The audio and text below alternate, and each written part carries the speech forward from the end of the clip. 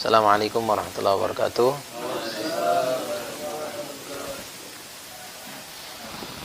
Alhamdulillahi hamdan katsiran thayyiban mubarakan fi. Asyhadu an la ilaha illallah wahdahu la syarikalah wa asyhadu anna Muhammadan abduhu wa rasuluhu la nabiyya ba'da. Allahumma salli ala Muhammadin wa ala alihi wa ashabihi al-akhyari ajma'in. Qala Allah ta'ala a'udzu billahi minasy syaithanir rajim. Yauma naqulu li jahannam hal imtala'ti wa taqulu hal min mazid. Shadaqallahul azim. Ikhwani rahimakumullah. Marilah kita memuji Allah Subhanahu wa taala dengan pujian yang sepenuh-penuhnya pujian. Karena sesungguhnya orang yang memuji Allah adalah orang yang mampu mengekspresikan rasa syukur kepada Allah Subhanahu wa taala. Padahal kata Allah Subhanahu wa taala, setiap kali syukur yang kita panjatkan, maka setiap kali itu pula Allah akan menambahkan rezeki kepada kita. Dan itu bukan sekadar kalimat. Kata Allah Subhanahu wa taala, la azidannakum, pasti akan aku tambah. Dan Allah Subhanahu wa taala mendeklarasikan tentang dirinya di dalam Al-Qur'an, innallaha la yukhliful mi'ad. Atau dalam kalimat yang lain, innaka la tukhliful mi'ad. Kata Allah, sesungguhnya Allah itu tak pernah mengingkari janji. Setiap kali Allah katakan A, maka A lah yang akan terjadi. Dan hanya saja kadang kita tidak mengerti mengapa dan mengapa. Tapi seperti itulah. Kalau seandainya setiap rahasia dari setiap kejadian yang kita lakukan diberitahu oleh Allah Subhanahu wa taala, maka tidak akan ada kejutan-kejutan yang luar biasa setiap harinya. Justru dengan adanya tangisan, dengan ada tawa, dengan ada sedih, dengan ada bahagia, kita akan mengerti dari setiap episode itu ada bagian-bagian tersendiri yang harus kita nikmati. Coba kalau seandainya kita nggak pernah menangis, kita nggak tahu gimana rasanya nikmat tertawa. Tertawa terus panjang hidup, lagi low belum. Nangis terus, depresi. Semuanya ada bagian. Dan episode kehidupan itu menuntut kita untuk semakin belajar bahwasanya Allah Subhanahu wa taala menginginkan ada orang yang lebih baik dalam setiap episode itu. Sehingga kata Rasulullah SAW, orang yang paling baik, orang yang beruntung adalah yang hari ini lebih baik dari kemarin. Ya, yang hari ini lebih baik dari kemarin. Bahkan kata Rasulullah SAW, orang yang rugi, orang yang sama kemarin dengan hari ini. Rugi loh. Bahkan kata Rasulullah SAW, yang celaka, orang yang kemarin, hari ini lebih buruk daripada kemarin. Sama aja rugi. Apatah lagi? Lebih buruk. Nah, oleh karena itulah, agar kita menjalani kehidupan sehari-hari dalam keadaan tersenyum, meskipun gundah, dalam keadaan bahagia, meskipun gelisah, maka teruslah memuji Allah Subhanahu wa taala. Karena dengan pujian itu Allah akan mengingat kita. Sedangkan siapa yang diingati oleh Allah, maka Allah akan menurunkan rahmat kepada dirinya. Salawat dan salam kita sampaikan kepada Rasulullah sallallahu alaihi wasallam, yang dengan mengingatinya kita akan mendapatkan pahala. Yang dengan bersalawat kepadanya, menyanjungnya, kita akan mendapatkan banyak sekali rahmat dari Allah Subhanahu wa taala. Dan tentang kehidupan beliau kita akan dapatkan kisah-kisah yang menakjubkan. Bahkan bukan hanya tentang beliau, tentang orang-orang yang mengikuti beliau, kita akan dapati bahwa kisah-kisah mereka adalah kisah-kisah yang membuat kita semakin takjub bahwasanya ada benar orang-orang yang di negeri dongeng seperti di dongeng-dongeng itu. Benar-benar ada orang-orang seperti itu. Orang yang rela memberikan hidupnya untuk orang lain. Orang yang rela mempertahankan keimanannya dengan cara apapun, asalkan Allah ridho kepadanya. Kita dapati bagaimana ketika di perang Uhud, ada sahabat yang Rasulullah SAW mengutus kepada salah seorang sahabat untuk mencari sahabat itu. Sampai ketemu, tiba-tiba apa yang terjadi? Didapatinya apa? Sahabat itu dalam keadaan sekarat, minta air minum. Ketika akan dihampiri, ketika akan diberikan minum itu, maka ada dia dengar sahabat yang lain bilang, haus. Apa kata sahabat ini? Berikan kepadanya. Padahal dia dalam keadaan sekarat dengan penuh luka tubuhnya. Saat dihampiri orang yang kedua, kata orang yang kedua, tiba-tiba dia mendengar ada sahabat yang lainnya haus. Dan dia datangi orang yang ketiga. Sampai akhirnya ketika datangi orang yang ketiga, orang ketiga sudah syahid. Dia datangi lagi orang yang pertama sudah syahid, orang yang kedua sudah syahid. Ya, kan kita kan susah. Jangankan dalam keadaan susah, dalam keadaan senang aja stres kita. Nggak mau berbagi. Susah. Padahal kata Allah, wa may yabkhalu an nafsi wa may yukashahha nafsihi fa ulaika humul muflihun. Siapa yang diselamatkan oleh Allah Subhanahu wa taala dari perasaan bakhil, dialah orang yang beruntung. Karena bakhil itu penyakit yang susah sekali untuk disembuhkan kalau udah bersemayam dalam hati kita. Ya. Oleh karena itu, pelajarilah kehidupan Rasulullah SAW, kita akan menjadi beruntung dengannya. Malam ini kita akan bertadabbur surah Ad-Dukhan. Surah Ad-Dukhan, silakan dibuka surah Ad-Dukhan. Ada yang punya terjemah? Chandra, terjemah itu. Nah, silakan buka surah Ad-Dukhan ayat 43 sampai selesai. Ad-Dukhan, Ad-Dukhan. Dengarnya baru kali ini Ustaz ya.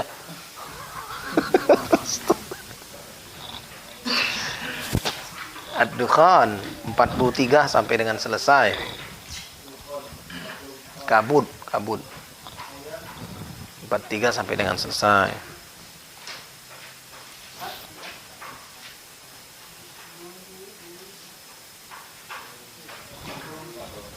43 sampai selesai, surah ke-44.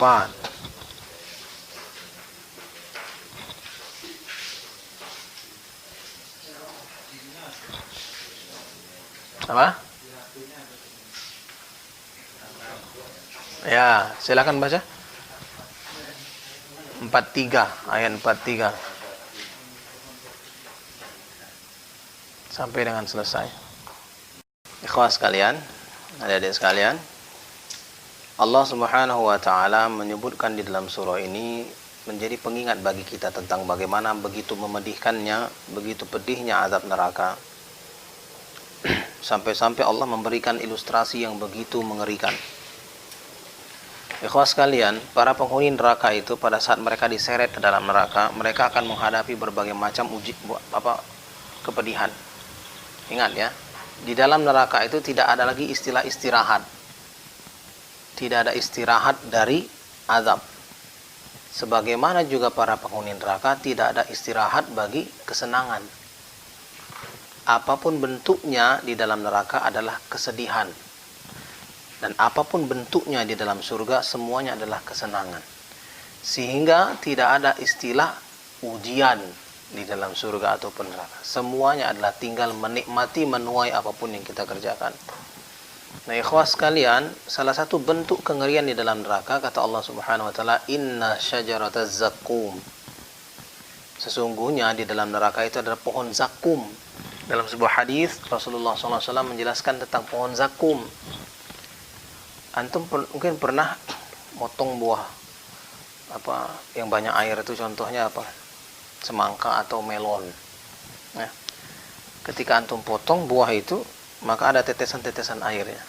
Nah, pohon zakum itu ketika dipotong dan kemudian menetes airnya, tetesan air itu menyentuh bumi, satu tetes saja sudah cukup untuk membakar seluruh bumi. Dan inilah yang akan menjadi makanan para penghuni neraka nantinya. Maka kata Allah Subhanahu wa taala, inna syajarataz zakum, atau di dalam di dalam surah Al-Ghashiyah Allah Subhanahu wa taala menjelaskan seperti apa salah satu ciri pohon zakum itu, dori'. Apa dia? Seperti buah-buah yang berduri-duri gitu lah. Ada rambut-rambut seperti duri buahnya. Dan dimakan pada orang-orang yang berada di dalam neraka. Ikhwah, ingat, mari kita buka di dalam surah Al-A'raf untuk berkaitan dengan ayat ini, bagaimana Allah menjelaskan kondisi di dalam neraka. Buka surah Al-A'raf halaman kelima.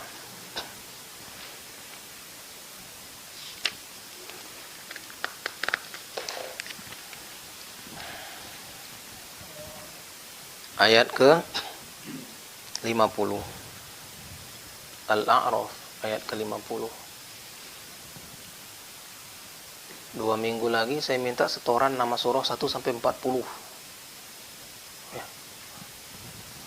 Bisa? Nama surah ya.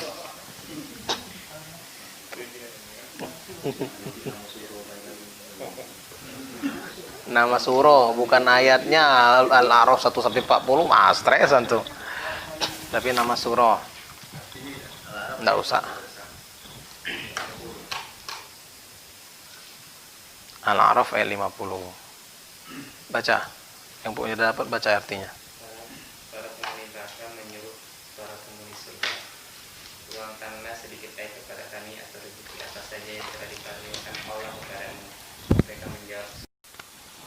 Coba lihat surah Al-A'raf tadi bagaimana Allah Subhanahu wa taala berfirman, "Wa nada ashabun nari ashabal jannati an afidu alaina minal ma' aw mimma razaqakumullah." Qalu innallaha haramahuma 'alal kafirin.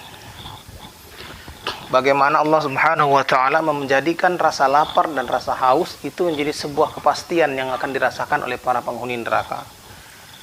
Kata Allah, maka memanggillah para penghuni neraka kepada penghuni surga. Afidu alaina minal ma, curahkanlah kepada kami dari air yang diberikan oleh Allah Subhanahu wa taala ke dalam surga, pada kalian di dalam surga. Antum mau tahu seperti apa air di dalam surga? Maka kita perlu buka surah Muhammad. Silakan dibuka surah Muhammad. Supaya antum berlatih membuka-buka Al-Qur'annya.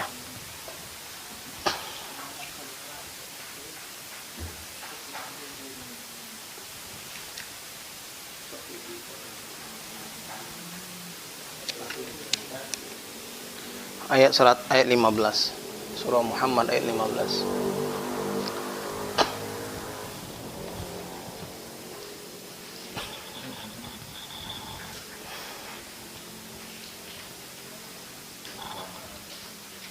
Ya, baca artinya. Baca.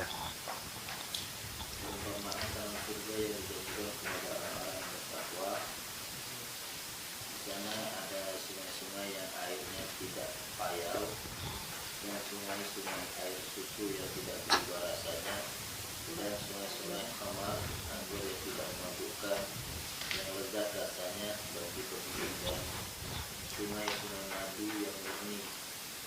Di dalamnya mereka memperoleh segala macam buah-buahan dan apa Tuhan mereka. Seakan mereka dengan orang-orang yang kekal dalam samakah mereka dan orang-orang yang kekal dalam neraka, dan diberi minum dengan air yang mendidih seharusnya terpotong-potong. Nah, bahwa di dalam surga itu mereka mendapatkan kenikmatan berupa 4 macam bentuk minuman. Dan minuman itu adalah seperti bentuk nikmat dari Allah Subhanahu wa taala. Dan rasa lapar haus itu tidak akan dirasakan para penghuni surga. Karena para penghuni surga mereka makan dan minum, kata Allah, kulu washrabu hani'an bima kuntum ta'malun. Mereka makan dan minum diperintah oleh Allah Subhanahu wa taala, disajikan oleh Allah makanan dan minuman dengan menikmati, sangat menikmati. Artinya mereka makan dan minum bukan karena lapar dan haus, tapi karena menikmati. Kenapa demikian? Karena lapar dan haus itu penderitaan. Sedangkan di dalam surga tidak ada penderitaan. Nah, bentuk penderitaan yang luar biasa dirasakan oleh para penghuni neraka. Salah satu di antaranya adalah rasa lapar dan haus.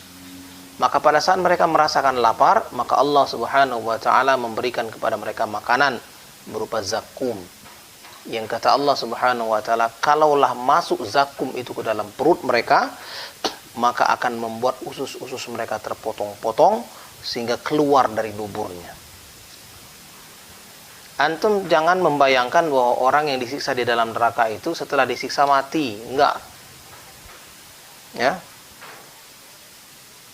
Masuk dalam mulut, terbakar di dalam perut, keluar lewat dubur, tapi enggak mati. Udah tersiksanya selesai, enggak ada jeda, tidak ada jeda. Makanya Allah sampaikan dalam surah An-Nisa, kullama nadijat juluduhum baddalnahum juludan ghairaha liyadzuqul adab. Ketika Ibnu Katsir menafsirkan ayat ini, Masya Allah, mengerikan sekali. Kata Allah, setiap kali kulit mereka melepuh, maka diganti oleh Allah dengan kulit yang baru. Liyadzuqul adab, untuk merasakan azab.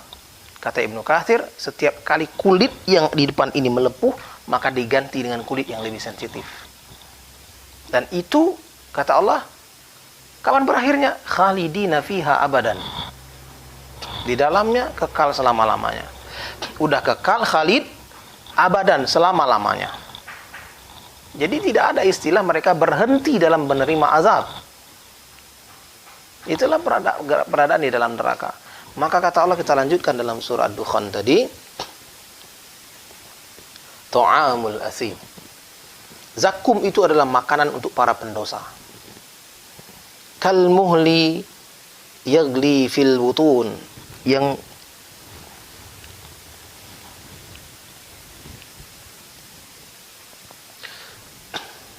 kal muhli yagli fil butun.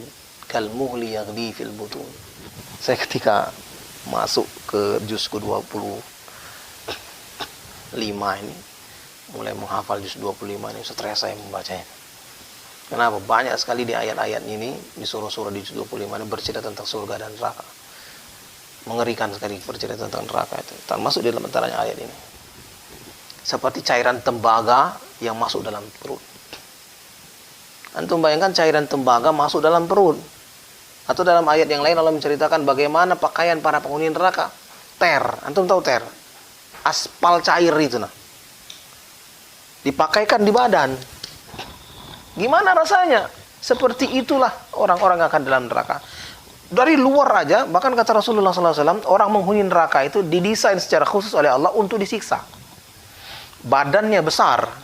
Bahkan disebutkan dalam sebuah riwayat, gigi geraham sebesar bukit Uhud. Supaya apa? Supaya kulit arinya tebal. Antum tahu alasan kulit ari tebal? Supaya merasakan sakit yang begitu pedih. Ya. Nah seperti itulah. Maka setiap kali orang-orang melakukan dosa dan dia tidak sempat bertaubat terhadapnya, maka dia akan disiksa di neraka. Maka setiap kali kita berdosa, segera bertaubat kepada Allah Subhanahu wa taala. Karena ingat, Allah menjelaskan di dalam Al-Qur'an dalam ayat ini maknanya athim itu pendosa, dan tidak dijelaskan secara khusus bahwa pendosa yang dimaksudkan itu seperti apa. Siapa saja, maka orang-orang yang tidak mampu bertaubat dari setiap apa yang dilakukannya dalam bentuk dosa, maka dia akan disiksa di dalam neraka dalam bentuk zakum. Kaghalyil hamim, seperti mendidihnya air yang sangat panas. Rasa panas itu luar biasa. Ya, maka kata Allah, khuduhu fa'tiluh ila sawa'il jahim. Peganglah dia, kemudian setelah dia sampai ke tengah-tengah neraka, seretlah dia.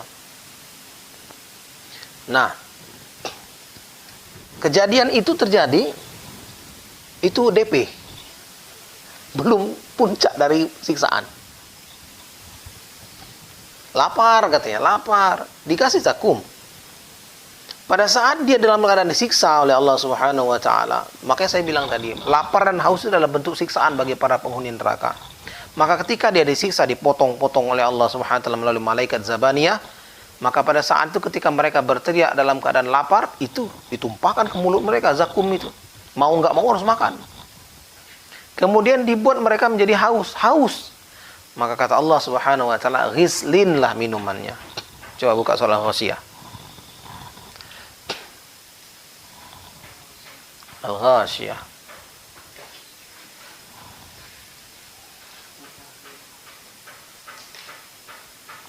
Cari kata ghislin.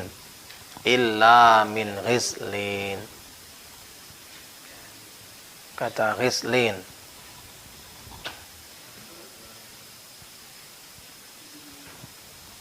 Dapat?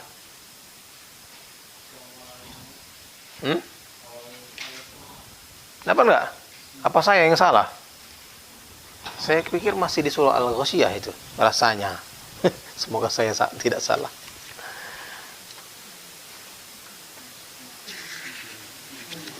Ada? Nggak ada? Oh, saya yang salah berarti. Berarti bukan di surah Al-Ghasyiyah. Ada?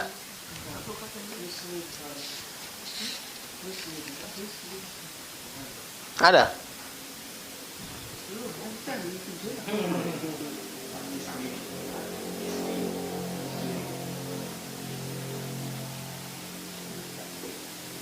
Oh, bukan surah Al-Ghasyiyah. Saya salah. Mohon maaf, saya salah.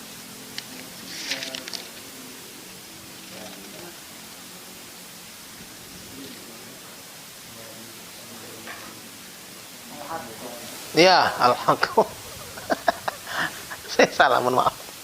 Kata ghislin. Bentar, saya coba cari dulu.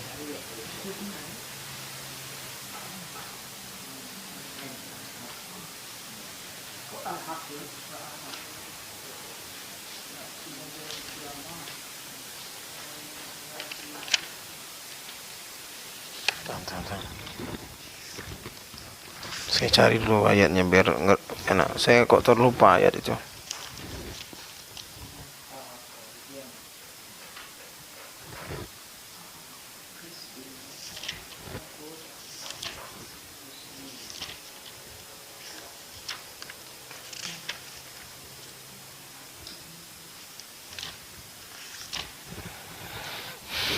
Nah, udah, saya nggak dapat. Ayat 36. Nah, coba artikan. Nah, bacakan. Dan tidak ada makanan baginya kecuali dari darah dan nanah. Nah, itu dia. Ghislin, kata Ibnu Katsir rahimahullah taala menjelaskan, menafsirkan makna ghislin adalah nanah yang keluar dari kemaluan para pezina wanita ketika disiksa. Kemaluan-kemaluan mereka mengeluarkan dari koreng-korengnya itu nanah. Maka nanah yang mengalir itulah dikumpulkan oleh para malaikat, kemudian ditumpahkan ke mulut mereka ketika mereka berteriak minta minum. Ya. Ketika mereka berteriak minta minum. Maka Allah Subhanahu wa taala menjadikan rasa lapar dan haus sebagai siksaan bagi orang-orang yang menghuni neraka. Nah, oleh karena itu ikhwas sekalian, jangan sampai kita menjadi orang yang merasa aman dari segala sesuatu yang dijanjikan oleh Allah Subhanahu wa taala berupa neraka. Karena orang-orang yang terus merasa aman dari neraka, maka dia tidak akan merasa takut terhadap janji-janji Allah Subhanahu wa taala berupa azab yang begitu pedih. Khuduhu fa'tiluhu ila sawa'il jahim. Seretlah dia, kata Allah. Khuduh itu ambil secara paksa. Tarik secara paksa. Bahkan dalam ayat yang lain ditariknya gimana? Dalam posisi mana? Rambut ditarik. Posisi tertelungkup wajahnya, ditarik rambutnya, mukanya diseret. Tarik, masukkan ke sana. Maka kata Allah Subhanahu wa taala, "Tsumma subbu fawqa ra'sihi min 'adabil hamim." Coba baca. Maka kemudian kata Allah, tumpahkanlah adab hamim kepada kepala mereka. Adabul hamim adalah air yang sangat panas. Adab yang berupa air yang sangat panas. Yang kata Allah Subhanahu wa taala, adab ini ketika ditumpahkan ke kepala membuat daging dan kulit ini terlepas dari tengkorak. Antum perlu tahu, ketika terlepas dari tengkorak tidak mati. Berteriak-teriak kesakitan tapi nggak mati. Dalam keadaan tersiksa seperti itu, maka Allah Subhanahu wa taala berfirman, "Dzuk," kata Allah. "Innaka antal azizul karim." Ini menjadi peringatan. Di awal saya kasih peringatan tadi. Rasakanlah, kata Allah. "Innaka antal azizul karim." Dulu kan kalian berkuasa lagi mulia.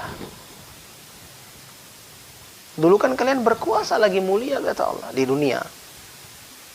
Merasa hebat, merasa berkuasa, merasa menjadi orang yang mesti dihormati. Kalau sambutan orang tidak disebut namanya stres, marah-marah.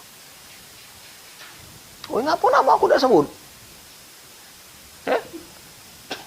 Pusing kepalanya.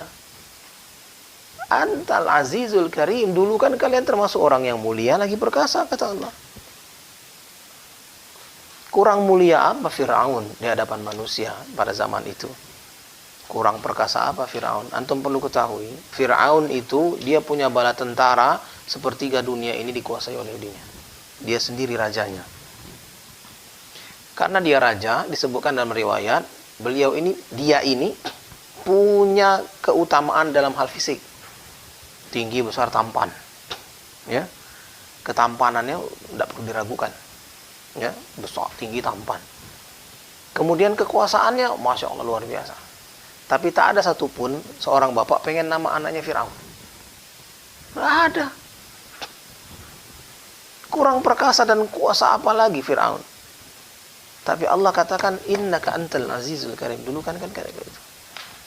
Nah, ikhwas sekalian, menjadi peringatan bagi kita dari Allah Subhanahu wa taala.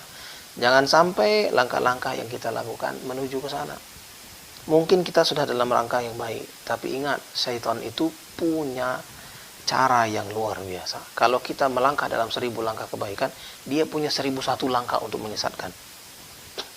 Walaula fadlullahi wa rahmatuhu lattaba'tumus syaitan illa qalila, kata Allah. Kalaulah bukan karena rahmat dari Allah dan keutamaan dari Allah, pasti kalian akan mengikuti langkah-langkah syaitan, kecuali sedikit orang. Makanya kata Allah, "Lau yuti'ukum fi katsirin minal amri la'anittum." Dalam surah Asy-Syura Allah Subhanahu wa taala sampaikan. Kalaulah, kata Allah Subhanahu wa taala, kalian ikuti kebanyakan manusia, pasti menyusahkanmu. Kenapa? Walakinna aktsaran nasi la ya'lamun. Banyak manusia itu enggak paham kehidupan seperti apa tujuannya. Tapi kalau orang yang enggak punya tujuan kehidupan, enggak tahu apa yang mau dilakukan dia. Tapi kita berbeda. Anak saya selalu protes. Dia bilang, kenapa saya itu nggak boleh begini? Kenapa saya itu nggak boleh begini? Teman-teman saya boleh semua. Teman-teman saya boleh semua. Dia boleh begini, boleh begitu, boleh nonton ini, boleh nonton itu. Kata istri saya bilang di mobil tadi siang. Beda, nak. Kita dengan mereka berbedanya apa? Kita punya tujuan yang tidak dipunyai oleh orang itu. Ya. Ada tujuan besar yang diinginkan dari setiap proses yang dilalui oleh anak-anak kita. Pun demikian dengan kita. Maka kalau kita mengetahui tujuan kehidupan sebenarnya, maka kita akan terus melangkah dalam keadaan hati-hati. Dan itulah makna ketakwaan yang sebenarnya. Melangkah dalam keadaan hati-hati, kata Abu Bakar, seperti berlangkah di atas jalanan yang berduri, berjinjit-jinjit karena kehati-hatian. Sehingga orang yang bertakwa, dia akan selalu was-was terhadap dirinya. Jangan-jangan yang dia ambil, yang dia makan, Masya Allah. Saya kasih contoh ya. Ini godaan ujian jabatan bagi saya itu luar biasa. Jadi saya pelatihan kan besok ke Lampung. Jadi dipersyaratkan di pelatihan ke Lampung itu mesti ada swab test. Dan di swab test itu disebutkan di situ klausulnya, swab test maksimal klaim 2 juta. Nah, sedangkan saya tes itu gratis. Kan kalau saya mau main-main, buat aja kwitansi 2 juta gitu kan. Tahu nggak orang sana kalau saya gratis? Itu awalnya mulai tergiur juga. Masya Allah, saya bilang murah sekali urusan dunia, gara-gara 2 juta saya gadaikan akhirat. Istri saya ingatkan, jangan, nggak usah. Alhamdulillah, saya bilang diingatkan oleh Allah. Maka jaga apa yang antum pegang, jaga yang antum lihat, jaga yang antum dengar, jaga yang antum masukkan dalam mulut, terutama kalau antum sudah berkeluarga. Setiap suapan yang antum suapkan ke mulut istri dan anak antum, itu akan berdampak kepada dunia dan akhiratnya. Ya, maka ketakwaanlah yang akan menjadi penjaga kita. Maka kita lihat di ayat selanjutnya, di ayat 45 sampai akhir, itu bercerita tentang orang-orang yang bertakwa, bagaimana janji-janji Allah di dalamnya. InsyaAllah seperti itu saja. Mudah-mudahan ada waktunya. InsyaAllah kalau ada usia yang panjang, 2 pekan yang lagi kita cerita tentang surga. Ya, InsyaAllah sudah 2 pekan lagi. Assalamualaikum warahmatullahi wabarakatuh.